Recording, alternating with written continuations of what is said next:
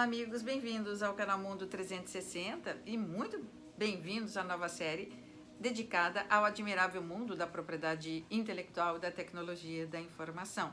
Bem, primeiro nós temos que começar conversando sobre o que se entende por propriedade intelectual ou direitos da propriedade intelectual. Bom, se entende com esse título a superação do modelo dicotômico, aquele que separava a propriedade industrial dos direitos autorais e conexos. Esse antigo modelo ele já está superado há muito tempo. Eu vou contar aqui no decorrer dos nossos vários encontros, dos nossos vários vídeos.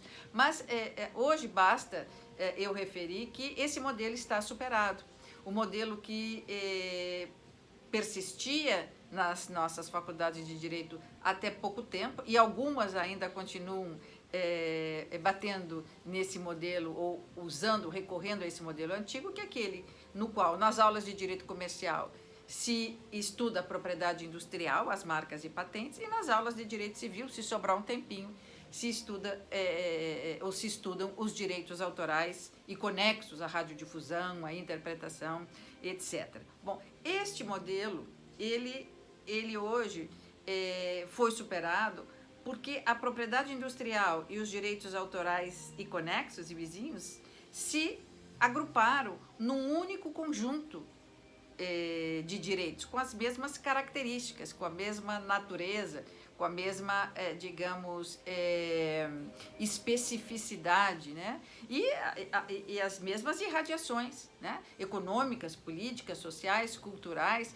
porque os direitos da propriedade intelectual são aqueles que fazem avançar as ciências e as artes. Então, hoje, nós tratamos com um único título, né? Uma disciplina que é nova porque a propriedade intelectual, ela é uma disciplina autônoma, sim, dentro da ciência jurídica, que congrega aspectos do direito comercial, empresarial, do direito industrial, do direito ao desenvolvimento, do direito econômico e financeiro, do direito civil, não é? E especialmente do direito internacional. Como já disse várias vezes, não há campo dos direitos individuais mais internacionalizado do que os direitos imateriais intangíveis, os direitos intelectuais.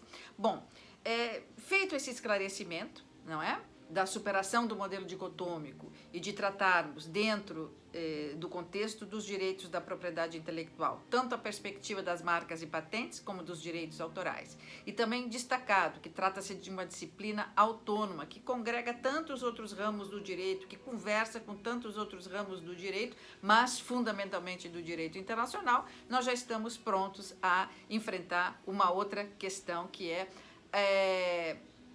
por que os direitos da propriedade intelectual, as invenções, as marcas, os direitos autorais, que nos fizeram chegar até aqui, né? Que se houve um avanço do estado bárbaro para a civilização, e se a civilização veio nos progredindo, veio nos levando ao progresso e nos levando ao desenvolvimento, ou seja, fazendo com que a música nos chegue, os escritos, os livros, as partituras, a interpretação, os desenvolvimentos dos inventos, né? De algo que não existia, que passa a existir, o aperfeiçoamento de invenções que já existiam, novos modelos de utilidade para algo que já existia, ou um novo visual, uma nova forma ornamental para algo que já existia. Ora, se a gente vem se desenvolvendo nesse sentido, é graças aos inventores, aos desenvolvedores, aos autores, aos obtentores e aos programadores agora de computador.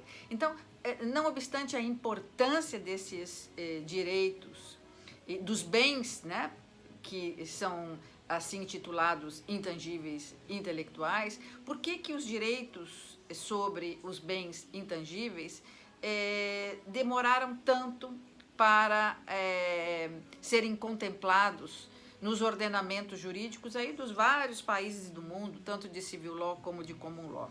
Vou começar sob a perspectiva dos países de tradição romano-germânica, daí a explicação porque nesses países os direitos de propriedade intelectual chegaram tardiamente nos seus ordenamentos jurídicos, nas suas leis, porque os romanos não protegiam o bem imaterial, o bem intangível. Eles protegiam aquele bem corpóreo, né? O bem imóvel, né?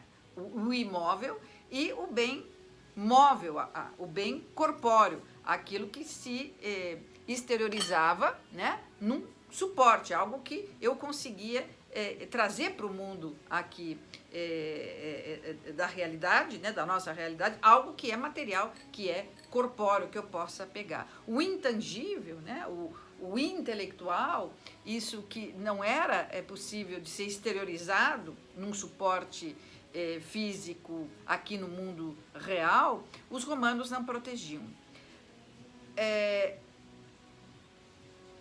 Eu estou aqui parando para pensar, porque toda vez que eu digo isso, a romanista pequena que há em mim diz, olha que não é bem verdade. Mas nesse momento, basta vocês terem presente que os romanos não protegiam. Mais para frente eu vou explicar que essa não é toda a verdade, que os romanos protegiam sim, de uma outra forma, não essa que nós conhecemos agora, mas havia sim pródromos, como diria Clovis Bevilacqua, de uma proteção. Mas hoje basta termos presente que os romanos não protegiam o bem intangível, eles protegiam a res, a coisa corpórea.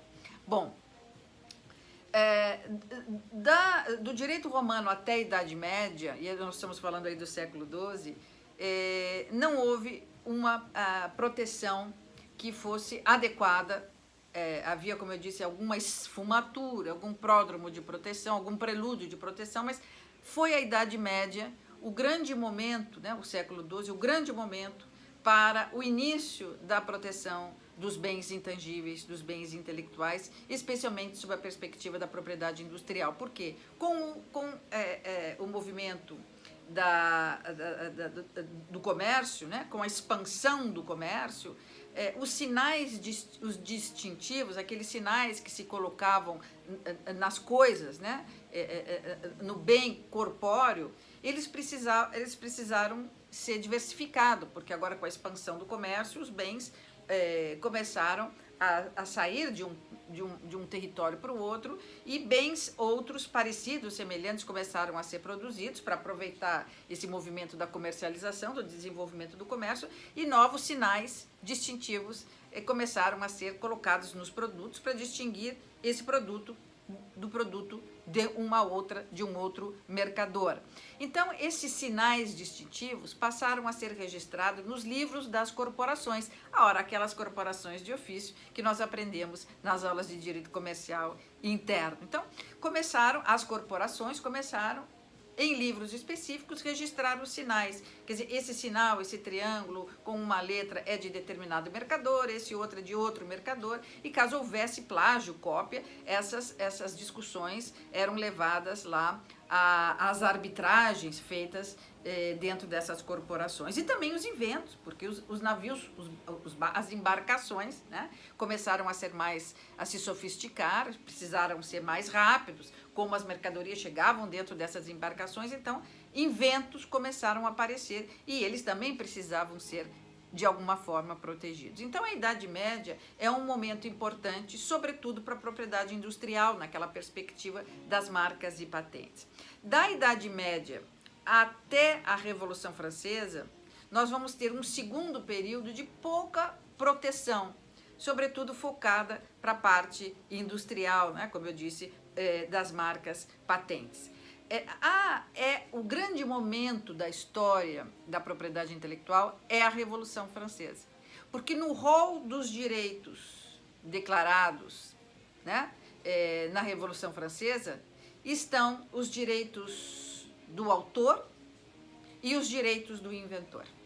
Então, o grande marco, o grande, digamos, início da proteção da propriedade intelectual, assim dita, sob a perspectiva do autor e também do inventor, é a Revolução Francesa. Por isso que muitos estudiosos, muitos especialistas em propriedade intelectual começam o estudo dos direitos intangíveis a partir da Revolução Francesa. É a Revolução Francesa o grande marco de proteção da propriedade intelectual, ainda que no modelo dicotômico, separando os direitos dos autores dos inventores. É nesse momento, 1789, né, a declaração passa a ser de conhecimento de todos a partir de 790, 791, A partir de então, os franceses se dão conta que precisam legislar para proteger os autores e legislar para proteger os inventores.